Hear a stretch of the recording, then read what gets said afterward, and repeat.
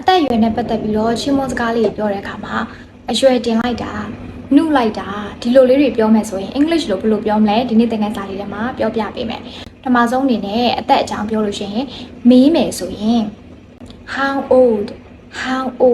ဒါလေးနဲ့စပြီးတော့မေးလို့ရတယ်ငါအသက်ဘယ်လောက်ရှိပြီလဲလို့နေချင်လဲဒီလိုလေးကိုကမေးချင်တယ်ဆိုရင်တော့ how old do you think I am how old do you think I am ဒါလေးကိုသုံးပြီးတော့မေးလို့ရတယ်နောက်ထပ်တစ်ခုအနေနဲ့ကိုကအသက်ပြည့်တော့မယ်10ဒီ verb တွေကိုသုံးပြီးတော့ပြောလို့ရတယ်ဥပမာမကြခင်ကအသက်29ပြည့်တော့မယ်ဒီလိုပြောချင်ရင် I'm turning 29 soon I'm turning 29 soon ကိုကအဲ့လိုပြောလိုက်လို့ तू ကကိုယ့်ရဲ့ရုပ်ကိုကြည့်ပြီးတော့ဟဲ့နင်လုံးဝ29လို့တော့မထင်ရအောင်နော်နှုတ်လိုက်တာ तू ကဒီလိုပြောမယ်ဆိုရင်တော့ You don't look 29 at all You don't look 29 at all ဒီလိုလေးပြောလိုက်မယ်နောက်တစ်မျိုးအနေနဲ့ကိုကနင်အရန်အရွယ်တင်တာပဲဒီလိုပြောမယ်ဆိုရင်တော့ You look so young for your age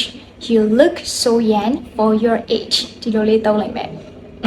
နောက်တစ်မျိုးအနေနဲ့အရွယ်တင်တယ်ဒါမှမဟုတ်နှုတ်တယ်လို့ပြောချင်ရင်ဒါလေးနဲ့လည်းသုံးလိုက်မယ် You really don't look your age You really don't look your age ဒီလောက်ဆိုလို့ရှိရင်တော့အရွယ်တင်တဲ့နှုတ်ရဲ့အသက်နဲ့ပတ်သက်ပြီးတော့ပြောတဲ့အခါမှာဘယ်လိုလေးပြောရမလဲဆိုတာကိုသဘောပေါက်နားလည်သွားမယ်လို့ယုံကြည်တယ်ဒီချက်မှာဒီချက်ပိုကောင်းတဲ့သင်ခန်းစာလေးအများကြီးသင်ပေးဖို့ရှိသေးတာမို့လို့ဆက်ပြီးတော့လေ့လာခြင်းနဲ့ဆိုရင်ဒီချက်ရဲ့ဒီ page လေးနဲ့ဒီ YouTube channel လေးကို follow လုပ်ထားဖို့မမေ့နဲ့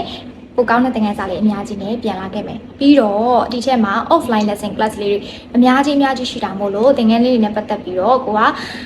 သိချင်တယ်ဆိုလို့ရှိရင်ဒီချက်ရဲ့ page messenger လေးကနေစုံစမ်းပြီးတော့အတန်းလေးအဲ့လိုရပါတယ်ဒီနေ့ဒီလောက်ပါပဲ bye bye